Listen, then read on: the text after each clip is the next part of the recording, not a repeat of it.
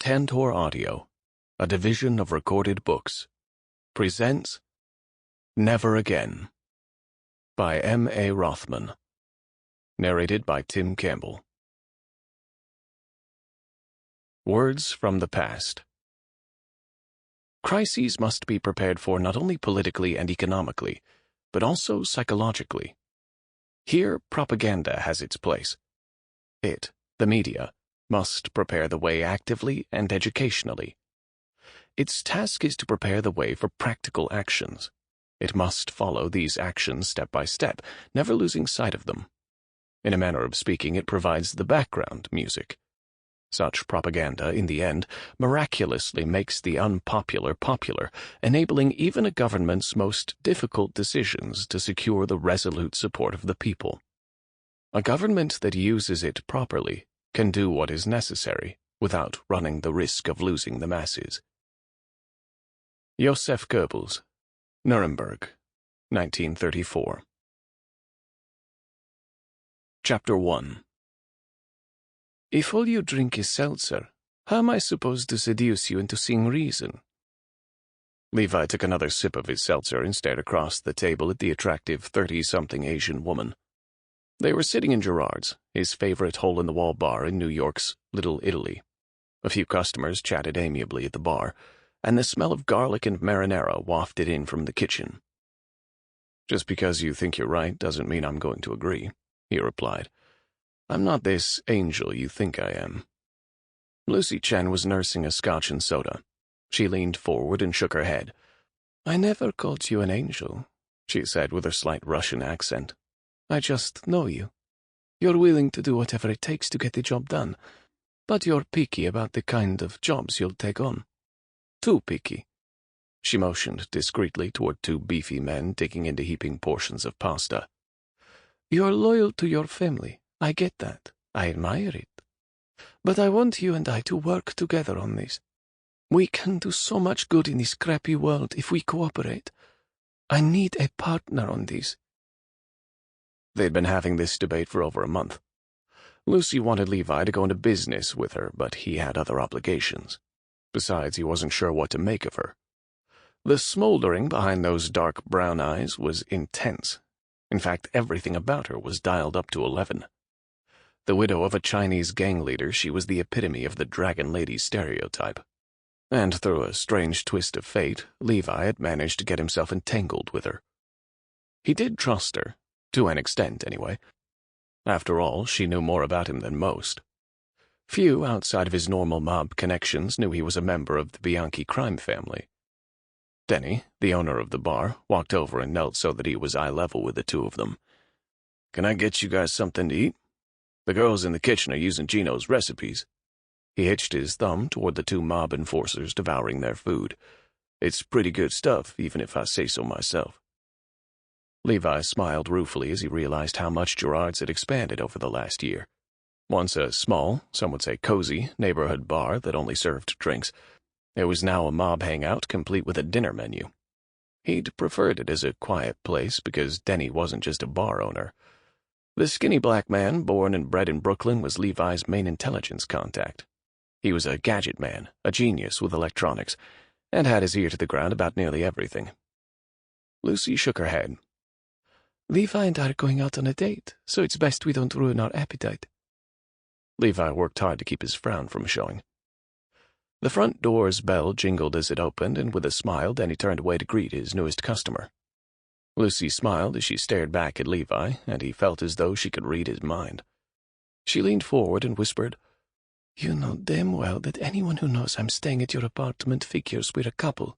And if they know we're not, that can bring up some awkward questions I'd rather not answer." Levi sat back in his chair and nodded. Of course she was right, which annoyed the hell out of him. She'd been living with him for the last 6 weeks, ever since the FBI cracked down on the local Chinese gang she'd been affiliated with, and coordinated with the Hong Kong police force to take down one of the major triads in Hong Kong, the same one that Lucy's deceased husband had headed. He couldn't be sure how much involvement she'd had in orchestrating that revenge, but one thing was certain. She was a marked woman, and he'd offered her whatever protection he could until things calmed down. Denny walked back over with an odd expression. He leaned down and hitched his thumb toward the door. "Levi, that lady says she's looking for you, but I get the distinct feeling she doesn't really know who you are. Do you want me to send her away?" Levi turned in his chair. Standing by the door was a woman in her 50s, dressed all in black, wringing her hands and looking very uncomfortable. He waved at her, caught her attention, and motioned her to the empty seat at his table. Denny shrugged and went back to the bar. The woman's look of discomfort was obvious as she skirted past tables and patrons, trying not to touch anything. She pulled out the proffered chair, sat, glanced at them both, and said, "I was told to come here, and that Mr. Yoda would help me with my problem."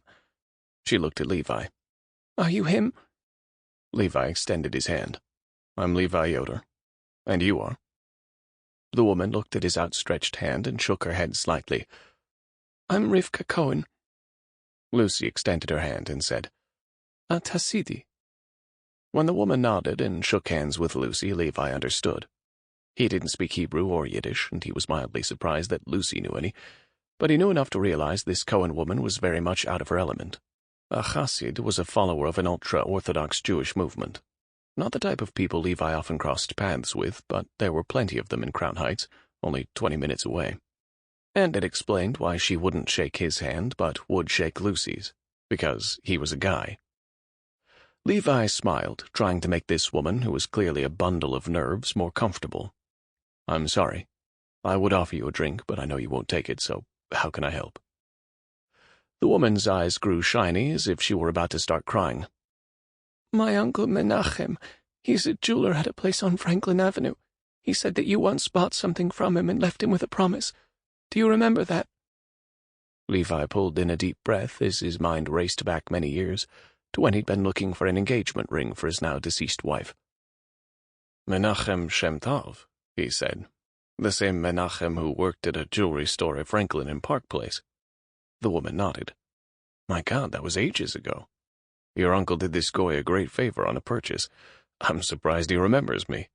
I promised to return the favor someday. What can I do for you?" Rivka wrung her hands together with a pained expression. "My husband died 4 months ago. The police say it was a suicide, but I know that he'd never take his own life." She screwed up her courage, even though tears began dripping down her cheeks. "They said he was having an affair, but I know that's impossible, too. I have evidence that says so. Can you help me clear his name? It's very important to me, to our kids, to our family. I don't have much money, but I can help pay expenses, I think." Levi tried to keep what he was thinking from showing on his face. This wasn't what he did, and what she described made sense. Religious guy has sex with some random, or maybe not so random person. He feels guilty about it and he kills himself. This situation had disappointment written all over it. "What do you mean you have evidence?" Lucy asked. Rivka looked back and forth between Lucy and Levi. Lucy waved dismissively at Levi and explained, "Don't worry, we work together." Levi was about to retort when Rivka turned to him and asked, "Do you mind if I just talk to her? This would be much easier for me." He opened his mouth, then closed it. Lucy motioned him toward another table. "Give us girls a little space." Feeling slightly annoyed, Levi took his glass of seltzer and sat at another table. He sipped at his drink, focusing his better-than-most hearing on what was being said. Unfortunately, there was just enough background noise in the bar, particularly from a rowdy group at a nearby table laughing and having a good time, that he couldn't make out what was being said. After a minute of whispered conversation between the two women, Lucy clasped hands with Rivka and gave her a sympathetic look. The Jewish woman pulled out an envelope and slid it toward Lucy. Levi raised his eyebrows as Lucy peeked into an envelope, nodded at the woman, and tucked the envelope inside her jacket pocket. What the hell is she getting us into? Rivka then stood, kissed Lucy on both cheeks, and walked out of Gerard's without giving Levi a second look. Drinking the last of her scotch and soda, Lucy strolled over to him and planted a kiss on his cheek. "It's all taken care of." Levi stood. "What's taken care of? What did you agree to?" Lucy dismissed the question with a flippant gesture, then waved at Denny and started toward the door. Levi followed. "Lucy, seriously, what did you just agree to?" She opened the door for him and smiled. I believe her story, and I told her we'd help. We? Lucy wrapped her arm around his as they walked out of the bar. Don't worry about it. We'll talk over dinner. Having set up a breading station on his kitchen counter, Levi dusted the sliced and peeled eggplant with flour and dipped it in an egg, then into the seasoned breadcrumbs. He glanced at Lucy as she sliced fresh Roma tomatoes for the salad. He'd promised to keep her safe, but the only safe places were his apartment building and Denny's, so instead of a nice dinner out, it was the Amish fixer and the Chinese dragon lady cooking and eating in a mafia-protected apartment. Again.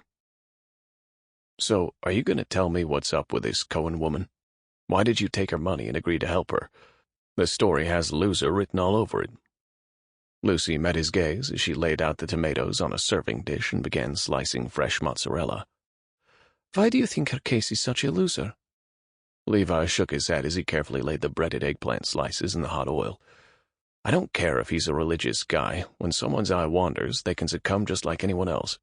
I'm wagering he shacked up with some lady he worked with, probably not even Jewish, and he felt a huge amount of guilt and offed himself. It happens all the time. That's why I don't get why you don't see that. Guys can be like that. I should know. Tell me the truth, Lucy said. She'd put the cheese over the tomatoes and was now thinly slicing red onion. I'll wager you never cheated on anyone in your life. Levi's mind raced to the few times he'd ever been with a woman that wasn't his wife. He pursed his lips and gave Lucy a sour expression. See, she laughed. You haven't, have you? Levi fished the golden brown eggplant slices out of the oil and began frying new ones. No, I've never been accused of cheating on anyone. But if the cops think he was having an affair, there's probably a reason. You're right, but it can't be sex. Why is that? Rivka and her husband have 7 kids, and the only reason they don't have more is because her husband's diabetes caused him to not be able to get it up anymore. Rivka said they'd even tried Viagra, and it didn't work. Lucy scattered the onions into the tomato and mozzarella. She says she has the medical reports to prove it. Levi frowned as he fished the last of the eggplant from the oil and turned off the stovetop burner. And the cops didn't take that into consideration? What about the person he supposedly had an affair with? Did they get her testimony? Lucy shrugged as she sprinkled shredded basil over the food she'd just prepared and grabbed a bottle of aged balsamic vinegar. Like I said, there's lots of unanswered questions. Rivka has invited us over for dinner tomorrow. She said she'd give us copies of everything she has, let us look over his home office and field any of our questions. With a harumph, Levi picked up the platter of fried eggplant, a pot of freshly made marinara, and headed for the dining room. Just because it sounds suspicious doesn't mean we can help with any of it. Don't I get a say in any of this? Lucy set her plate on the table and began dishing out servings of the caprese salad. Of course you do. But you just pointed out there's lots of unanswered questions. This is possibly having to do with a murder cover-up, and it sounded like you owed her family a favor. You're not the type to go back on your word, so do I really need to ask if you're in? Levi put 2 pieces of perfectly fried eggplant on her plate and spooned some marinara on it. As he served himself as well, he glared at her. She was one of the most frustrating people he'd ever met. It would be nice, he said. She poured herself a glass of Mondavi white Zinfandel and poured him a glass of Perrier. So, are you in, or am I going by myself? They clinked glasses. When are we supposed to head over there? He asked. Lucy smiled, and for a second he forgot that she was a former mobster who was trying to turn over a new leaf. Instead, he saw an attractive woman who was intelligent, assertive, and very idiosyncratic. He was never able to guess what was going to come out of her mouth next, and it was exhausting. Before sundown. I guess we should get there at about 5:30. Levi took a bite of the salad. It needed a sprinkle of salt. Lucy nibbled at her own salad and frowned. I forgot the salt. She pushed back from the table, got the salt shaker from the kitchen, and sprinkled salt on her salad as well as his. Try it now. It'll be better. Oh, and you'll need to wear your suit. He shook his head and tried to keep the smile from reaching his face. Yes, ma'am. He glanced at her tight-fitting white floral dress. It hugged her slender curves and didn't exactly seem appropriate for a dinner event full of religious people. And what are you going to wear? We'll go shopping in the morning. I know just the outfit. I've been eyeing it at Bergdorf's. Polly opened the rear passenger door to the Lincoln town car, and Levi and Lucy stepped out. Levi shook hands with a huge mobster who was just a couple inches shy of 7 feet tall and built like a bodybuilder. Beside him stood Tom, the mobster who'd ridden shotgun. "It'll probably be a few hours," Levi said. "You guys can go to dinner or something. I'll call you when we're done." Polly smiled and shook his head. "Not happening." He pointed at an empty spot on the side of Lincoln Place. "We'll park there and keep watch on things. The Don's orders." "Okay, I understand. I'll call when we're about to finish." Levi knew better than to argue. Vinny, the head of the Bianchi family, was aware of the Lucy situation and was taking every precaution possible. The last thing Vinny wanted was some unnamed character from a foreign gang rubbing out someone he'd agreed to put under protection. Levi looked over at Lucy and for the first time took in the details of her outfit. She'd said it was a K. Unger Mikado gown, which meant nothing to him, but the long form-fitting dress had an Asian look to his eyes. It was a dark, shimmering affair with colored sequin embroidery that reminded him of her dragon tattoo. It had a long slit up the side, revealing hints of her athletic build. "You're going to make some of the rabbis faint with that outfit of yours," he said. "If they are truly godly men, they won't be looking. And besides, I've been eyeing this thing forever, and it finally went on sale. I'm glad you like it." Lucy wrapped her arm around his and winked. "Let's go. I'd like to help Rivka with the setup for dinner if she'll let me." With Polly and Tom watching, they walked up the steps to the townhome. Levi pressed the bell, and soon he heard the sound of footsteps. The door opened, and an older man with a full white beard greeted them with a curious expression. "Oi, Faye, Mr. Yoda, you haven't aged a day in what must be 20 years. God has truly blessed you. Do you remember?" Levi smiled as he spotted the younger man and the old man in front of him. "Menachem, please call me Levi. Of course I remember you." They hugged and then kissed on both cheeks. Levi motioned to Lucy. "This is my business partner, Lucy." Menachem smiled at Lucy and bowed his head while stepping aside for them to enter. "It's a pleasure to meet you." "Lucy, Mr. Yoder!" Rivka's voice echoed in the hallway as she rushed toward the door, a smile on her face. "Good Shabbos to you both.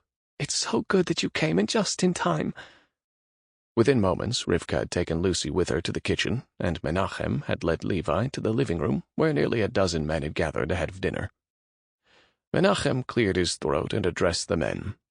"This is Levi Yoda. He's the guest I spoke about earlier." The men introduced themselves, and Levi took a seat on one of the wooden chairs. The men were dressed in traditional black Jewish garb, fringes of their prayer shawls peeking out from under their formal jackets. All wore a head covering, which Levi knew was called a kippah. Levi patted the top of his head and asked, "Should I be wearing a kippah?"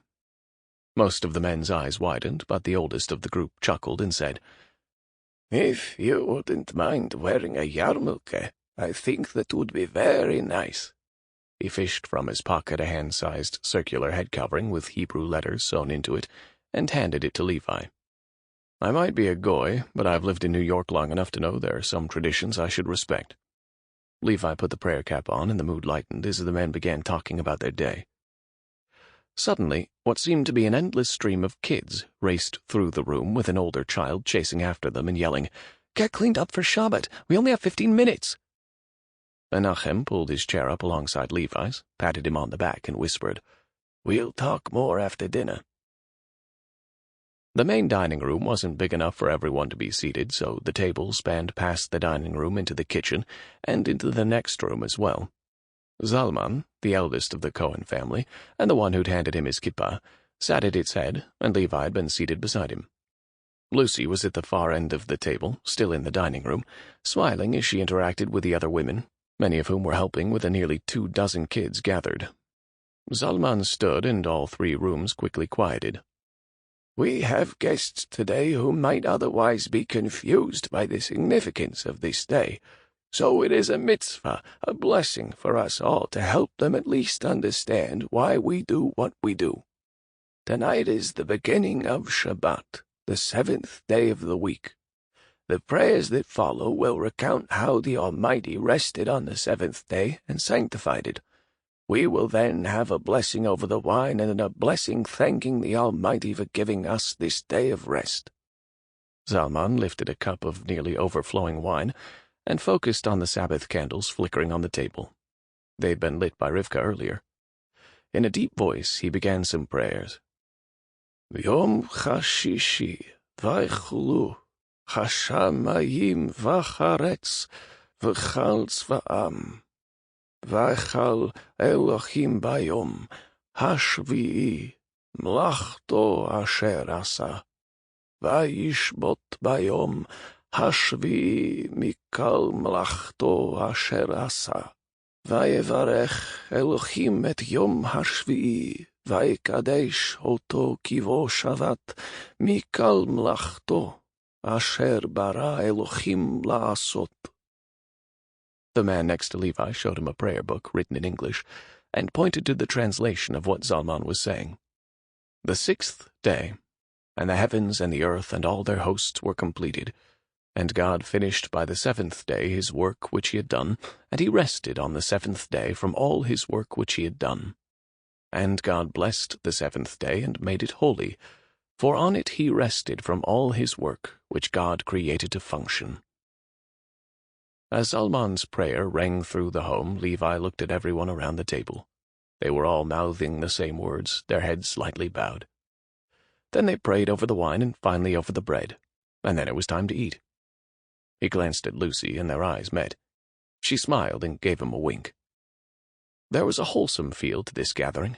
It reminded him of his Amish upbringing in some ways. Even though he'd left his Amish community when he was 18 and had never really looked back, he'd also never outright rejected formal religion as a groundwork for beliefs. These people believed in what they practiced, as did his family, and that was something he could relate to, even if he didn't share in the day-to-day practices of either of them. Menachem handed him a piece of the braided egg bread that was traditional for the Sabbath. "I wonder," he said, "do you like gefilte fish?" Levi shrugged. "I don't know what a gefilte is, but I like fish. I'll try anything that you put in front of me." Zalman leaned over with an amused expression. "It's okay if you don't like it. I'm not a fan either." And that started a heated debate over gefilte fish that led to other amusing discussions that occupied the better part of 2 hours. After dinner, Rivka led Levi, Lucy, and Menachem up the narrow stairs to a closed door. She pulled a key from a hidden pocket in her dress and unlocked the door. "This is Mendel's office. It hasn't been touched since the break-in. Please, have a seat." Lights automatically turned on as they entered the room. Levi had learned during his visit that this was a feature in some Orthodox Jewish households. Levi followed Menachem and Lucy into a cramped study filled with a large desk. It was a working office, that was obvious. 2 of the walls had built-in shelves crammed with books.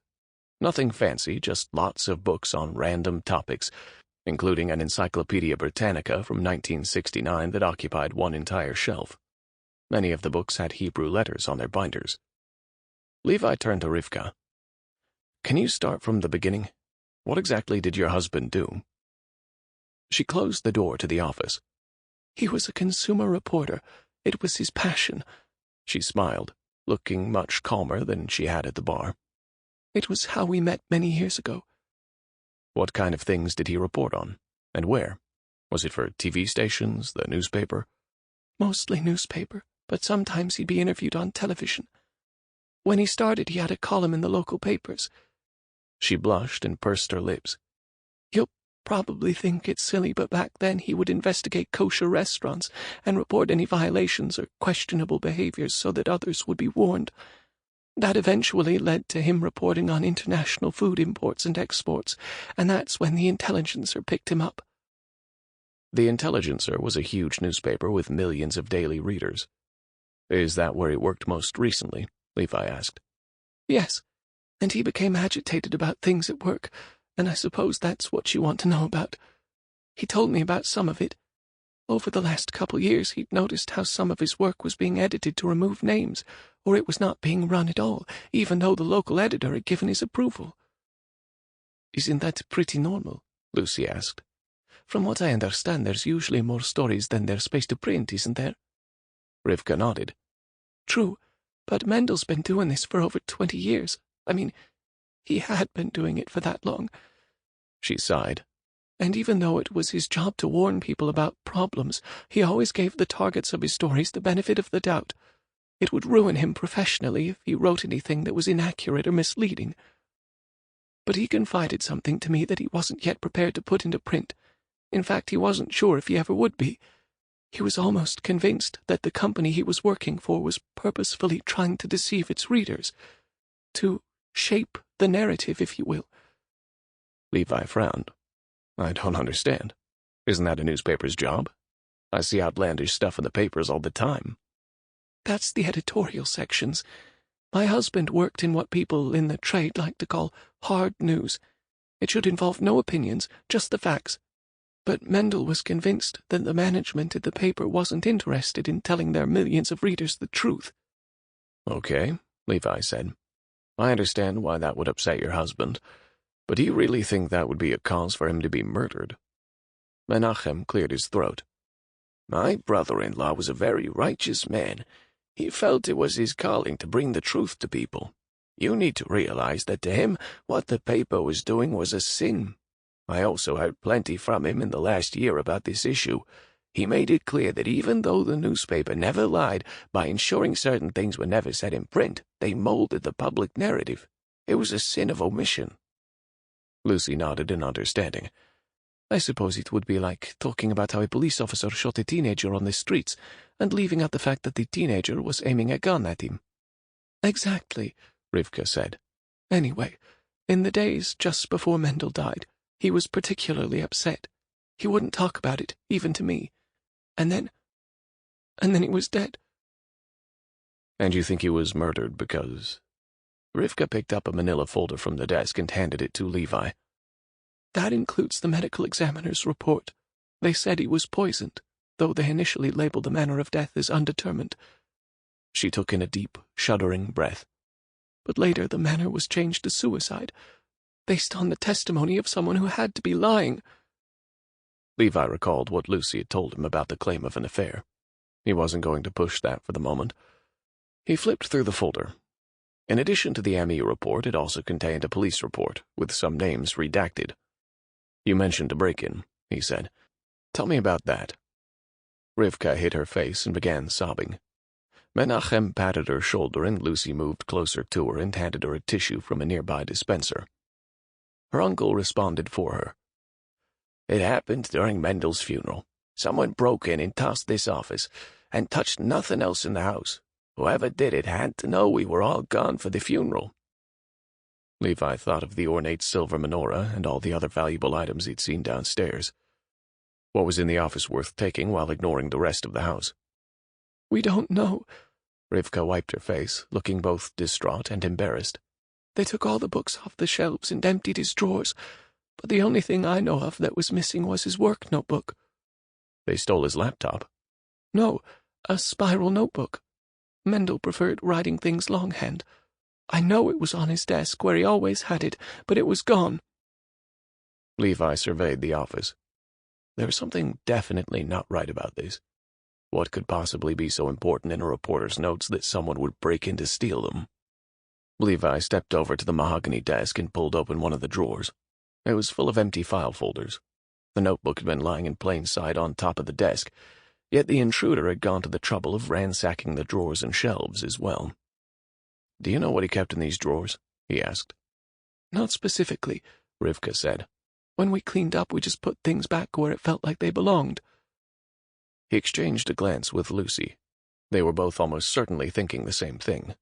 Not just a notebook was missing. On top of the desk was a book with Hebrew writing. Levi thumbed through its pages of unintelligible script and stopped when he discovered a yellow sticky note.